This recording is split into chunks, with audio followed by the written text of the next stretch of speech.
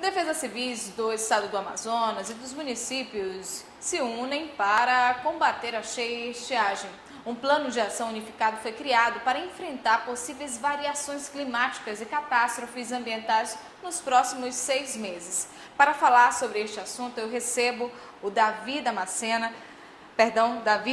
Macena, ele que é diretor de preparação e assistência pós-desastres da Defesa Civil do estado do Amazonas. Boa noite, seja bem-vindo. Boa noite, é uma satisfação estar presente aqui e poder esclarecer para a população amazonense a respeito desses fenômenos naturais em nosso estado. Diretor, a primeira pergunta: quantas pessoas estão sendo atingidas pela estiagem dos rios no Amazonas? Nós já contabilizamos mais de 50 mil pessoas e esse número, nesse momento, ele tende a aumentar em função do fenômeno que ainda ocorre em nosso estado. Nós temos hoje equipes dos municípios do Alto Rio Negro que estão fazendo esse atendimento à população afetada. Foi disponibilizado ajuda humanitária pelo governo do estado e esses números eles vão variar em função desses novos levantamentos que estão sendo feitos nesse momento, juntamente com o atendimento que está sendo realizado. Esse monitoramento ele é atualizado todos os dias? Ou é por semana? Esse monitoramento, a partir do momento que as equipes deslocam para esses locais, quando eles estão em campo, ele é feito diariamente. Então, à medida que apresentam novas demandas, à medida que há uma necessidade de um auxílio maior do Estado, essas informações chegam para a gente aqui e o Estado demanda uma quantidade maior de ajuda humanitária, demanda uma quantidade maior de recurso para essa população. Agora, o que chama a atenção é como esse monitoramento ele é realizado, diretor. Quais são as características levadas em conta? A Defesa Civil ela trabalha com estudos. Então, os estudos levam em consideração a quantidade de fenômenos que ocorrem no nosso estado. Então, se os fenômenos eles ocorrem de 3 em 3 anos, de 6 em 6 anos, esses levantamentos e a preparação ela é realizada em função desse tempo. No entanto, nesse período que estamos vivendo agora, é um fenômeno atípico. Não se esperava que esse fenômeno ocorresse agora. Então, mesmo ele tendo ocorrido de certa forma de surpresa, mesmo assim podemos atender, podemos dar uma resposta satisfatória. A gente está passando por essa estiagem, já passamos por outras, e a gente começa a se perguntar, tem como haver um registro histórico de estiagem, por exemplo, na calha do Rio Negro, que é a calha mais afetada por esse fenômeno durante o inverno amazônico? O histórico nosso no estado em relação à estiagem, nós tivemos grandes desastres nos anos de 2005, 2009 e 2010. Esses foram os anos onde a população foi afetada mais severamente.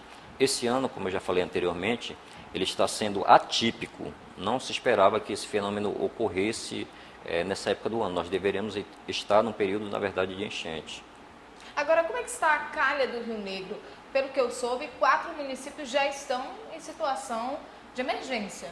Isso, exatamente. São 4 municípios e o estado já demandou mais de 90 toneladas de alimentos para atender esses municípios. Já foi demandada ajuda humanitária em forma de medicamentos, hipoclorito, cesta básica, caixas d'água, água, tudo para dar o apoio a essas famílias. Os 4 municípios, São Gabriel, Santa Isabel, Barcelos e até Presidente Figueiredo, todos eles já estão tendo esse apoio do Estado. E nesse momento nós temos técnicos nesses locais trabalhando, apoiando essas famílias, apoiando as defesas civis dos municípios. Agora, desses 4 municípios, qual é o estado em situação mais crítica? Todos os municípios, eles têm uma particularidade. Todos foram afetados pelo fenômeno. No entanto, o que vai demandar um esforço maior são exatamente aqueles municípios onde as comunidades são mais afastadas e isso demanda uma logística maior de atendimento. Nós temos o município de São Gabriel da Cachoeira, que ele, por exemplo, é o município mais distante da sede do município e que ele tem uma população bastante afetada. Vamos dizer que a população ela é bastante diversificada, inclusive população indígena, e são bem distantes. E essa distância, ela dificulta essa ação. No entanto, mesmo com essa dificuldade, eles também todos são atendidos. Os pesquisadores, estudiosos, técnicos da Defesa Civil do Amazonas acreditam que o fenômeno El Niño tem a ver com essa forte estiagem que o estado está enfrentando? Sim, os pesquisadores, os estudos apontam para isso. E como a gente já falou anteriormente, é uma situação atípica. E essa situação atípica ela está demandando também estudos para verificar, de repente, a possibilidade de ocorrer novamente. Agora, o interessante é que as defesas civis municipais do estado do Amazonas, elas estão reunidas, elas estão trabalhando juntas também com a Defesa Civil do Estado. É esse trabalho de cooperação que pode gerar resultados positivos no fim de toda essa preocupação que é a estiagem. Sim, com certeza. O sistema de defesa civil, ele prevê essa interação entre estados e municípios. E os municípios nossos aqui, todos, eles têm as coordenadorias ou secretarias municipais de defesa civil. Então, essas coordenadorias, essas secretarias, elas são as primeiras a darem o primeiro atendimento a essa população afetada. Quando o desastre, quando foge ao controle do município, quando ele não tem mais condições de responder a essas demandas, o Estado é acionado. E essa interação certamente favorece o atendimento, não tem dúvida. Você falou do investimento do governo do estado para atender essas pessoas, desses 4 municípios em especial, que são da calha do Rio Negro, mas outras calhas do estado já começam a apresentar algum tipo de variação?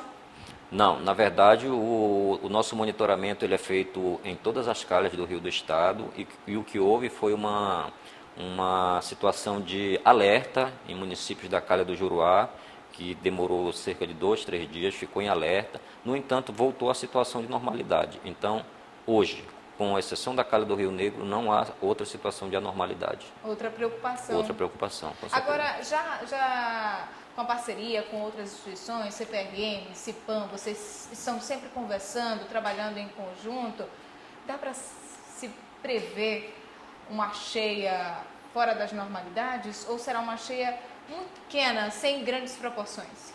Bom, isso é em função do que está acontecendo hoje.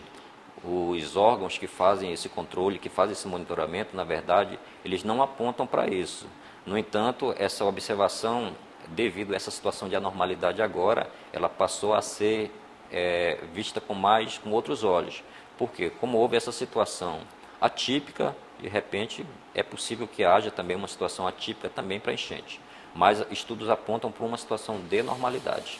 Agora, esses municípios como Barcelos, São Gabriel da Cachoeira e os outros que também estão sendo afetados pela cheia do Rio Negro, você falou da estimativa de quantos alimentos, toneladas que já foram enviados. Só que a gente sabe que às vezes não dá para manter uma família que é enorme, que tem 5 filhos, a realidade é totalmente diferente de quem mora na capital. Como a gente consegue manter essas famílias com alimentos que vocês enviam? Por quanto tempo? É reabastecido? Tem um prazo? Sim, o município, quando ele dá o primeiro atendimento, nós já vamos verificar a duração desse período. Porque se a situação perdurar por mais de 1 mês, por mais de 2 meses, demanda um aporte maior de recursos, de ajuda humanitária ou até de recurso financeiro para apoiar essas famílias. Mas é feito continuamente, sim. Se o desastre ele permanece por mais tempo, o apoio continua até que a situação volte à normalidade.